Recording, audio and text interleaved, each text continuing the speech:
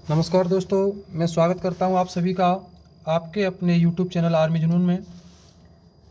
देखिए, आज आपके लिए मैं लेकर के आया हूं क्लास 10th के बच्चों के लिए जो ज़्यादातर क्वेश्चन पूछे जाते हैं MCQ क्वेश्चंस 20 नंबर के, उन क्वेश्चनों में। और सामाजिक का पहला पार्ट है यूरोप में राष्ट्रवाद का उदय। देखिए, शुरुआत करते हैं।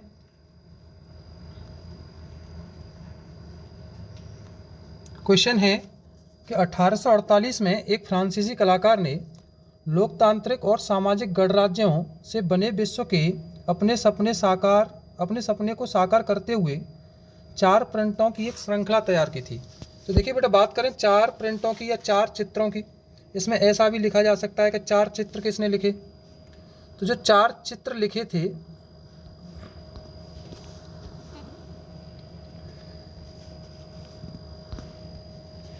देखो 4 चित्र लिखे थे फ्रेडरिक सॉड्यू ने, जो बहुत ही मशहूर हुए अपने चित्रों के लिए।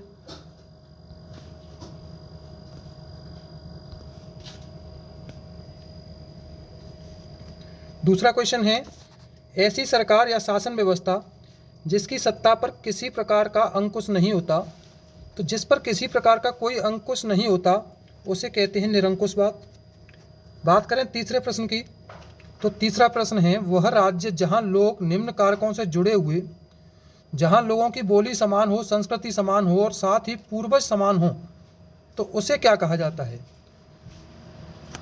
देखिए, दूसरा क्वेश्चन है, एक समाज का दृष्टिकोण जो इतना आदर्श है कि यह वास्तव में मौजूद होने की संभावना नहीं है, इसको कहा जाता है कल्पनादर्श। बात करें चौथे क्वेश्चन की, कि एक प्रत्यक्ष मत जिससे किसी क्षेत्र के सभी लोगों को किसी प्रस्ताव को स्वीकार करने या अस्वीकार करने के लिए कहा जाता है, उसे कहा जाता है राष्ट्र राज्य। बात करें पांचवें प्रश्न की, तो पांचवा प्रश्न है, वह राज्य जहां लोग निम्न कारकों से जुड़े हुए हों, जहां लोगों की बोली समान हो, संस्कृति समान हो और साथ ही पूर्वज समान हो, तो उसे क्या कहा जाता है। देखो, उसे कहते हैं राष्ट्र राज्य। बात करें छठवें क्वेश्चन की, कि जर्मनी के झंडे में कौन कौन से रंग होते हैं। तो जर्मनी के झंडे में जो रंग होते हैं वो होते हैं ब्लैक, रेड, गोल्ड, या ऑप्शन में आ सकता है काला, लाल और गोल्ड। गोल्ड की जगह पे सोना भी हो सकता है, सुनहरा भी हो सकता है। बात करें नेक्स्ट क्वेश्चन की, तो नेक्स्ट क्वेश्चन है, फ्रांस का रूपक कौन है। तो जो फ्रांस का रूपक है, फ्रांस के रूपक के बारे में जाना जाता है कि वो मारियान है।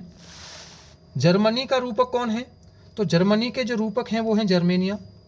बात करें 9वें क्वेश्चन की, तो 9वां क्वेश्चन है, मसीहा, संत और स्वर्गदूत घटना स्थल पर टकटकी लगाए हुए हैं, उनका उपयोग कलाकार द्वारा दुनिया के किस प्रतीक के लिए किया गया है।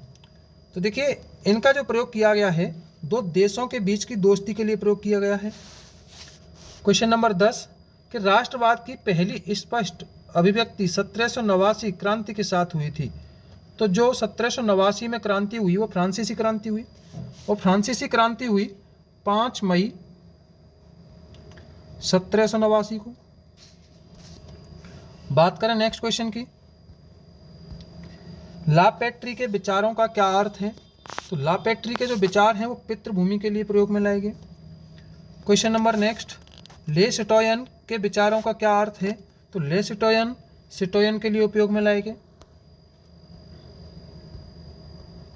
क्वेश्चन नंबर 13 है, कि 1789 की फ्रांसीसी क्रांति के बाद निम्नलिखित में से कौन सा परिवर्तन आया। कि फ्रांस में फ्रेंच राष्ट्रीय भाषा बन गई, या नया तिरंगा झंडा पेश किया गया, स्टेट्स जर्नल का नाम बदलकर नेशनल असेंबली रखा गया।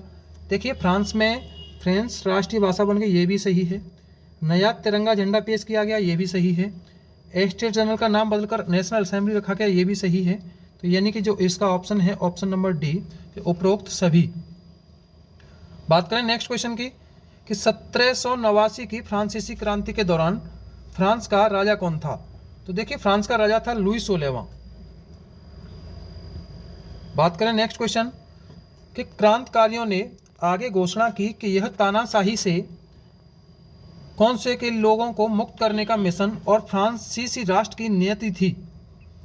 तो देखो ये यूरोप में हुआ था, यूरोप में राष्ट्रवाद का उदय हुआ जब जाकर के ऐसा हुआ था। बात करें क्वेश्चन नंबर 16 की कि 1804 का नागरिक संहिता किसने पेश की? जो 1804 की नागरिक संहिता पेश की नेपोलियन बोनापार्ट ने की थी। नेक्स्ट क्वेश्चन है कि नेपोलियन बोनापार्ट के नियम का दोष क्या है? तो देखिए नेपोलियन बोनापार्ट का जो दोष है, उसने टैक्स बढ़ा दिया, ये भी नेपोलियन ने ही किया था। सेंसरशिप लगाई गई, ये भी नेपोलियन ने किया। फ्रेंच सेनाओं में शामिल होने के लिए मजबूर किया, ये भी नेपोलियन ने किया। यानी कि इसका भी जो ऑप्शन होगा ऑप्शन नंबर डी सही हो जाएगा, उपरोक्त सभी। नेक्स्ट क्वेश्चन है नेपोलियन ने नेपोलियन कोड कब प्रेषित किया?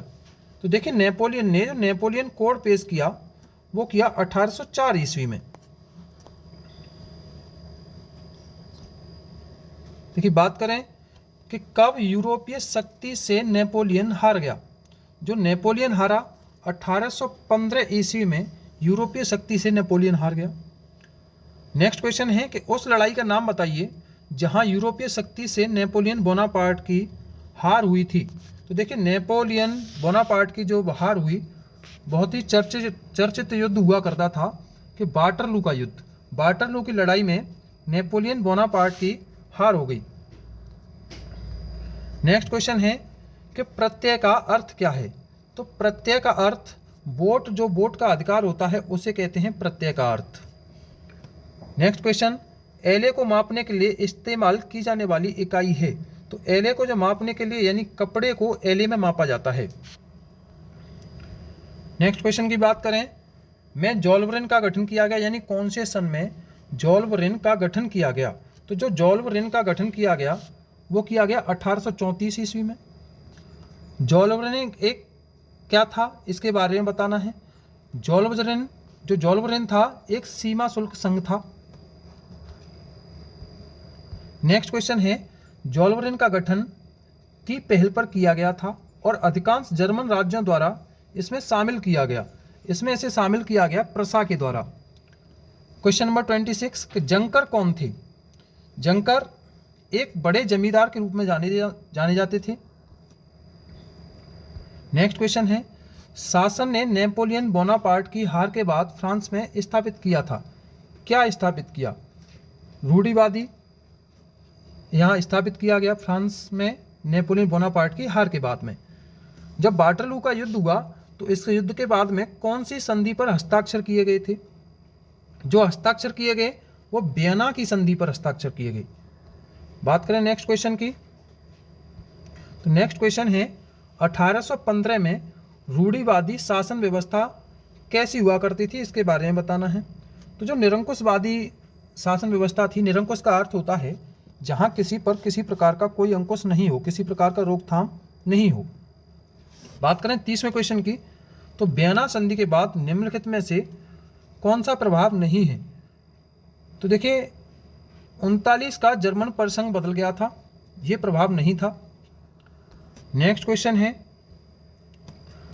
कि ज्यूसेपी मेज़नी को हमारे सामाजिक व्यवस्था का सबसे खतरनाक दुश्मन बताया। यानी कि किसने ज्यूसेपे मेज़नी को हमारी सामाजिक व्यवस्था का सबसे खतरनाक दुश्मन बताया? तो ड्यूक मेटरनिक ने हमारी सभ्यता का सबसे खतरनाक दुश्मन बताया था। ड्यूक मेटरनिक ने कहा था कि जब फ्रांस सीखता है तो बाकी यूरोप को सर्दी और जुकाम हो जाता है। ये कथन पिछली बार पेपर में पूछा गया था, जो ड्यूक मेटरनिक का था। बात करें नेक्स्ट क्वेश्चन की कि कब कैसर विलियम को जर्मनी का राजा घोषित किया गया? तो जो कैसर विलियम को जर्मनी का राजा घोषित किया गया वो 1871 ईस्वी में किया गया। नेक्स्ट क्वेश्चन है, इतावली क्रांतिकारी ज्यूसेपे मेज़नी 1807 में पैदा हुआ था। कहाँ पर पैदा हुए इसके बारे में बताना है। तो ये जेनोवा में पैदा हुए थे। बात करें नेक्स्ट क्वेश्चन की कि एक राजनीतिक दर्शन हेजीसने परंपरा स्थापित संस्थानों और रीति रिवाज के महत्व पर जोर दिया और त्वरित परिवर्तन के लिए क्रमिक विकास को प्राथमिकता दी।